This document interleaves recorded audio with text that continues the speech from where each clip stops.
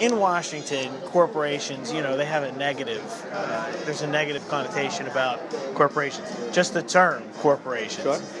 What does this event, the corporate citizenship event, do for the perception of corporations in Washington? I really don't know what that would do outside, because a lot of times, people are right about corporations, and a lot of times they're wrong. And in the circle of where you're seeing these individuals, how many people realize what UPS is doing in regards to planting, 1 million trees? How many people ever know that besides the other corporations?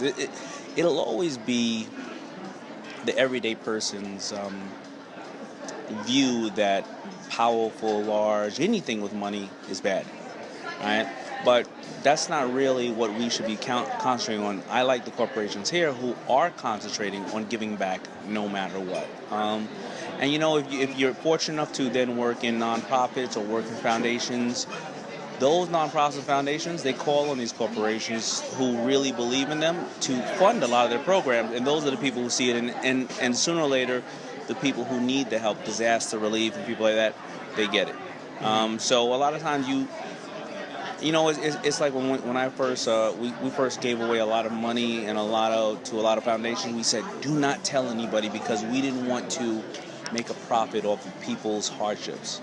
But after a while, what people said? You never give back to everybody. So we had to actually announce when we did that, and I used to feel horrible. I used to feel like, why am I giving away $1 million and I have to tell everybody? And it got to a point where I said, you know what? I don't care what they're going to say about me, because I'm doing it because I'm supposed to do it because I care.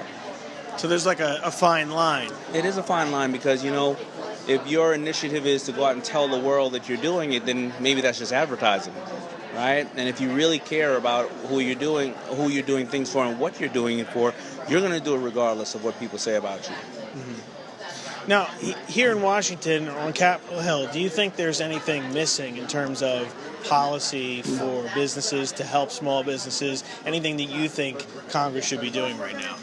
Well, I think there's a lot that can be made on that. I think there's a lot that can be said on that, and I really don't get into politics. But of course, I'm a small business comparison to when you look at businesses. And do I think that there could be more incentives for me to employ more people in America? Do I think there could be, ways that I don't have to pay as much, to make sure that my people get what they need as basic, rights in regards to medical and health?